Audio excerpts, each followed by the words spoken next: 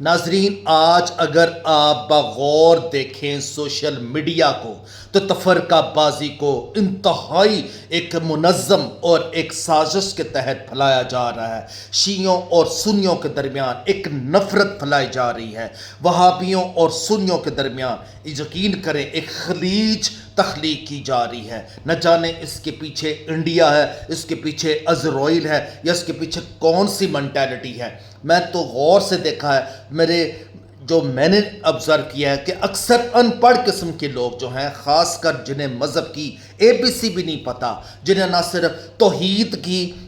فلسفی کا بھی نہیں پتہ، جنہیں رسالت کی فلسفی کا بھی نہیں پتہ، نہ انہوں نے کبھی تفسیر ابن کثیر پڑھی ہو، نہ کبھی انہوں نے نبی پاک صلی اللہ علیہ وسلم پر جو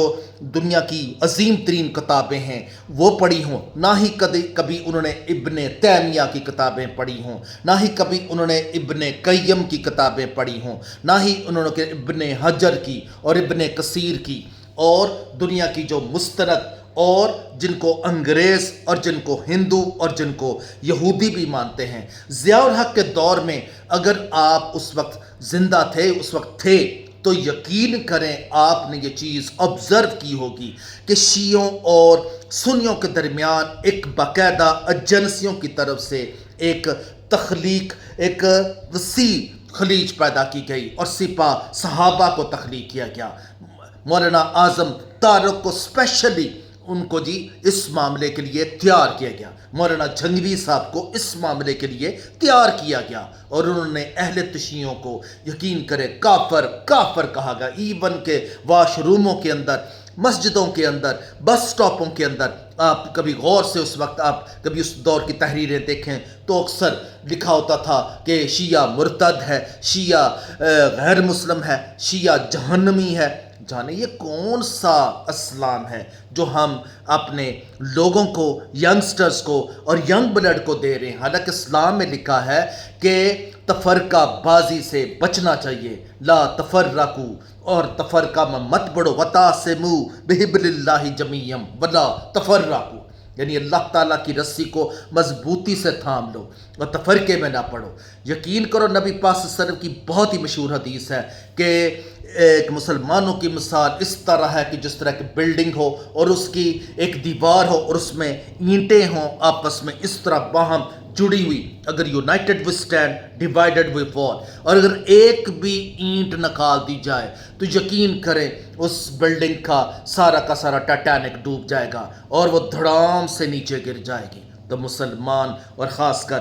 پرٹیکولرلی اسلام جو ہے، یقین کریں کیا آپ آج کا سوشل میڈیا غور سے دیکھ رہے ہیں تو اس میں ایک صاحب جی آتے ہیں اور کہتے ہیں او وہابیو ادھر آؤ، تو یقین کریں ایسی من گھڑت اور ایسی باتیں وہ کر رہا ہے، جیسے کہ آج میں نے اس کی ویڈیو دیکھی کہ اس میں حضرت علی کرم اللہ وجہہ کے متعلق وہ بات کر رہا ہے، حالانکہ وہ یہ بات بھول جاتا ہے کہ حضرت علی کرم اللہ وجہہ وہ ہوتے جو اپنے بدترین دشمنوں کو بھی معاف کر دیتے تھے۔ وہ یعنی ایک یہودی کو جب انہوں نے گرا لیا تو اس نے آگے سے ان کے منہ پہ سپٹ کر دیا تو حضرت علی وہیں رک گئے، تلوار روک لی، تو وہ بندہ حیران ہوا، اس نے کہا آج آپ نے مجھے مارا کیوں نہیں؟ تو حضرت علی کرم اللہ وجہہ نے کہا کہ جناب میری تیرے ساتھ لڑائی جو تھی وہ میرے رب کی وجہ سے تھی، میرے رب کے بہاف سے تھی، اگر اب میں نے تمہیں قتل کر دیا تو یہ میرا ذاتی ریونج بن جائے گا، یہ میرا انتقام بن جائے گا۔ کتنی عظمت ہے اس حضرت علی کرم اللہ وجہہ کی، جسے وہ شخص کہہ رہا ہے کہ ان کا نام لینا بھی عبادت ہے، کوئی شک نہیں، انڈاؤٹڈلی کہ وہ پنجتن پاک سے ہیں اور پنجتن پاک کے لیے ہمارے ماں باپ بھی قربان، لیکن ہم ان کی فلسفی تو پڑھیں۔ وہ تو کہتے ہیں نا کہ یقین کریں وہ غیر مسلموں کے لیے بھی بہت عظیم لوگ تھے، وہ نہ جانے ان کے اندر کون سی ایسی اسپرٹ تھی کہ وہ کافروں، یہودیوں اور عیسائیوں کے لیے بھی یقین کریں وہ مجسم محبت تھے۔ کہتے ہیں نا کہ ہو ہلکے یاراں تو بریشم کی طرح نرم،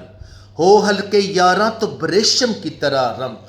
نرم، رزم حق و باطل ہو تو فولاد ہے مومن۔ اسی طرح آپ کبھی غور سے سوشل میڈیا کو دیکھیں تو کچھ لوگ مونچھوں کو تاؤ دے رہے ہیں جی، بڑا عجیب و غریب قسم کا سٹائل کریں، کبھی پٹکے مارے ہیں جی، کبھی کہہ رہے ہیں اور تیری ایسی دی تیسی میں کر دوں گا، کبھی بہنوں کی گالیاں دے رہے ہیں، کبھی ماؤں کی گالیاں دے رہے ہیں، نہ جانے وہ کون سا فلسفہ وہ لوگوں تک شو کر رہے ہیں، وہ کون سی بدماشی ہے جس کو وہ پروموٹ کر رہے ہیں۔ حالانکہ اسلام تو کہتا ہے کہ سب سے عظیم شخص وہ ہے جس کی ہاتھ و زبان سے دوسرے مسلمان محفوظ رہیں، اور ہم ہیں تو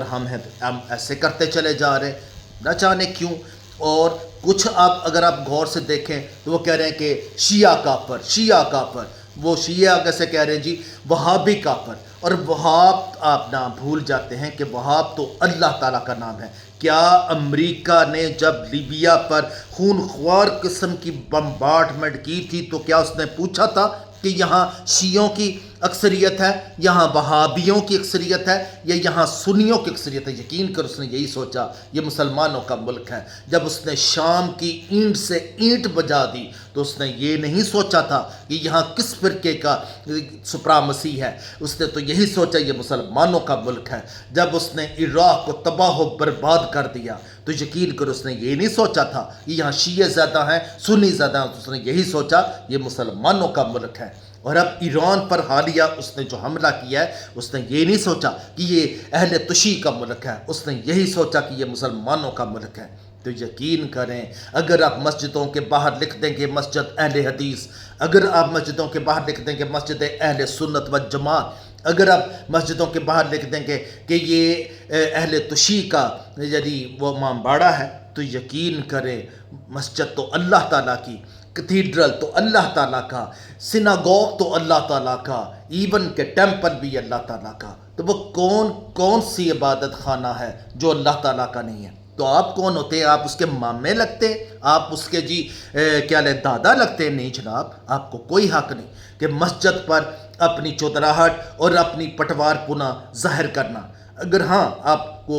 عبادت کرنا ہے تو خاموشی سے آ کر عبادت کریں، کیونکہ نبی پاک صلی اللہ علیہ وسلم کو 9 وارث جو 9 عمر مسلمان ہوئے تھے، نئے مسلمان ہوئے تھے، تو وہ آ کر بڑے بلند بانگ آوازوں سے وہ پکارا کرتے تھے، تو اللہ تعالیٰ نے کہا کہ خاموش اے دل بھری محفل میں چلانا نہیں اچھا۔ یہ علامہ اقبال صاحب کا شعر ہے۔ تو اللہ تعالیٰ کے الفاظ کو علامہ اقبال نے اس طرح ان الفاظ میں پرو دیا ہے کہ خاموش اے دل بھری محفل میں چلانا نہیں اچھا، ادب پہلا کرینہ ہے محبت کے کرینہ میں۔ تو یقین کریں یہ جو تفرقہ بازی پھیلائی جا رہی ہے، یہ جو لوگوں میں نفرتیں پھیلائی جا رہی ہیں، یہ جو بدماشی کا کلچر پروموٹ کیا جا رہا ہے، یہ تو وہی کلچر ہے جو ضیاء الحق کے دور میں شیعوں اور اہل حدیثوں کے درمیان اور اہل تشیعوں کے درمیان بڑی قتل و غارت ہوئی۔ میں لاہور شہر میں تھا تو ایک مسجد والا امام دوسری مسجد والے کو برا بلا کہہ رہا تھا، اس مسجد کا امام وہ مؤذن جو تھا اسپیکر پر دوسرے فرقوں کو گالیاں دے رہا تھا۔ نہ جانے یہ کون سا کلچر تھا جو اب پھر دوبارہ سوشل میڈیا پر پروموٹ کیا جا رہا ہے۔ اس پر جو حکومت وقت ہے اس کو کنٹرول کرنا چاہیے، اور خاص کر اس قسم کے جو بیہودہ اور غلیظ ترین لینگویج استعمال کی جا رہی ہے اس پہ پابندی لگانی چاہیے، اور ایسے بندوں کو پکڑنا چاہیے اور CCTV کے ذریعے ان کا کلا کما کر دینا چاہیے۔ خدا حافظ، وش یو گڈ لک۔